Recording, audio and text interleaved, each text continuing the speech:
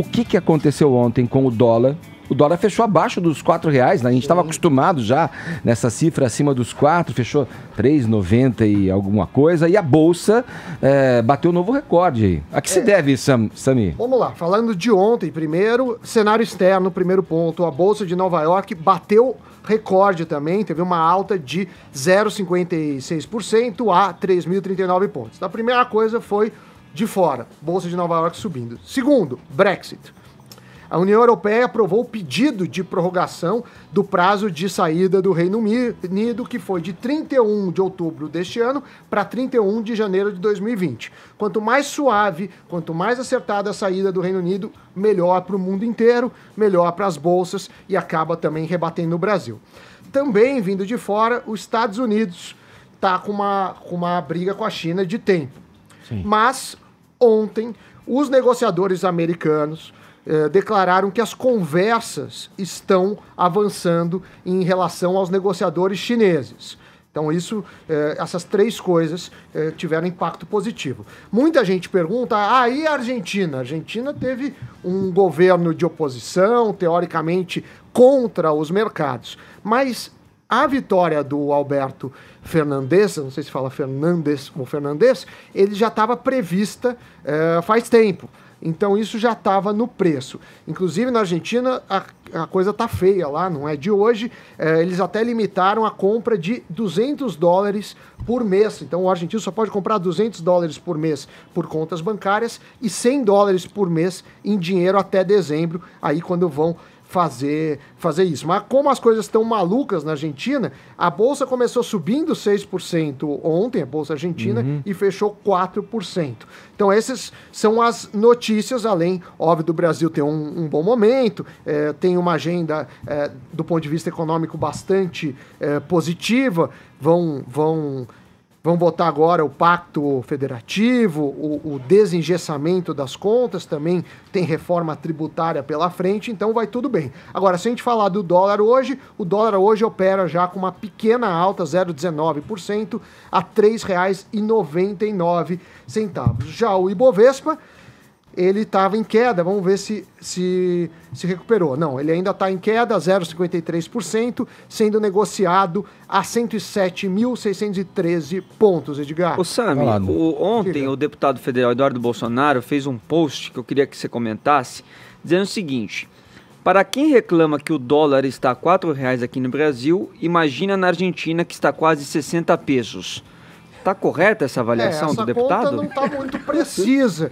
O que acontece é o seguinte, você não mede o país pela questão da moeda. A equivalência das moedas, né? Até porque você tem que fazer a paridade do poder de compra. O que você compra com o peso não é a mesma coisa que você compra com o real. Certo. Então a mesma coisa você falar iene. O iene, $1 vale mais de 100 ienes. Então a economia japonesa está uma lástima. Não é verdade. Então eu não vi o post, comentaram. Se foi isso, acho que foi um post incompleto, faltou uma explicação. É verdade que a economia da Argentina está uma porcaria, inflação acima de 50%, desemprego acima de 10%, mas isso não é medido pelo peso. Então, quer dizer, o que a gente faz, né, que chama PPP, paridade de poder de compra, é assim, com $100 americanos, o que eu consigo comprar no Brasil? O que eu consigo comprar na Argentina? O que eu consigo comprar no Japão? Por exemplo, se a gente pegar um caso comum, que é o iPhone custa mais no Brasil, mas ainda que custasse menos, ou custasse a mesma coisa, o salário do brasileiro é muito menor do que o salário do americano. Então, tem aquele índice Big Mac também, não tem? Eles também fazem isso. Começou com o índice Big Mac, agora existe o índice iPhone, que é o do UBS, que é um banco americano. Mas, assim, é preciso, quando você fala de câmbio, você ajustar não só pelo preço no local e também salário. Quanto é o salário médio? Não estou falando de salário mínimo, não. Porque no final, Vini, Paulinha, Fefito, todo mundo, Edgar, Caio, você troca seu trabalho por dinheiro. Então, você vende o quê? O que a gente vende aqui para a Jovem Pan? preciosas horas. Em conta disso, a gente traz dinheiro. Então, o salário também é um fator importante. Isso eu acho que houve aí muita polêmica. Eu vi memes sobre isso, mas eu não acredito que o Eduardo Bolsonaro não saiba disso, até porque, ao que me consta, ele tem uma fundamentação de economia. Então, seria um erro muito básico para alguém que Mas você desenhou pronto pro ouvinte, pro espectador. É a questão do poder da compra. A moeda tem o seu poder de compra. O custo de vida, o salário mínimo, enfim. Tudo isso está relacionado. Isso que a gente tem que ter em mente quando vai fazer. Essa equivalência, ela pode incorrer em certos equívocos, né? Você não pode supor que R$100 tem o mesmo poder de compra de 100 pesos, os preços são variáveis, mas, de fato, a economia da Argentina está com muitos problemas. Sim, fico pensando aqui, será que esse episódio infame do Rei Leão das Selvas, o que ele atrapalha, Sami, na economia? Porque gera um buzz, né? Gera um ruído, uma areia. E será que o reflexo disso que a gente está vivendo e comentando aqui do vídeo vai ainda surgir amanhã ou depois na economia, na tua área? Assim, eu só falo de economia, que é o que eu entendo, mas o que eu percebo, Edgar, que a agenda econômica é bastante propositiva. O Paulo Guedes, não é que eu concordo com tudo que ele fala, por exemplo, eu sou contra a volta da CPMF, mas reforma tributária está bem encaminhada, essa questão de produtividade, servidores públicos.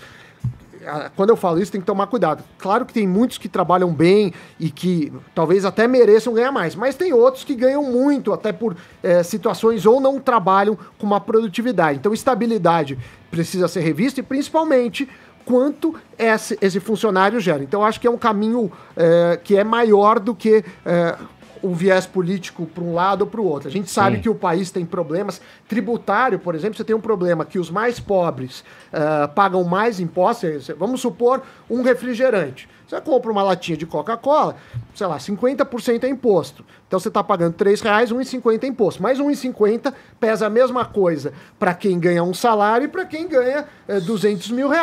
Então você tem formas de fazer. Essa questão de guerra fiscal, de ICMS é muito complicada. Você cobra na origem e aí você não cobra no destino. Isso vai meio contra. A gente até convido a todos, eu fiz uma entrevista com o Alexandre Schwartzman, que é um economista brilhante, ele é PhD na Universidade de Berkeley e está disponível no YouTube. Tem algumas pílulas na programação, mas quem quiser, a gente discute reforma tributária. Então, acho que a agenda econômica tem que ser técnica. Então, afeta pouco, mas precisa andar. E, às vezes, é preciso capital político, mas aí sai um pouco da minha seara e eu prefiro não comentar.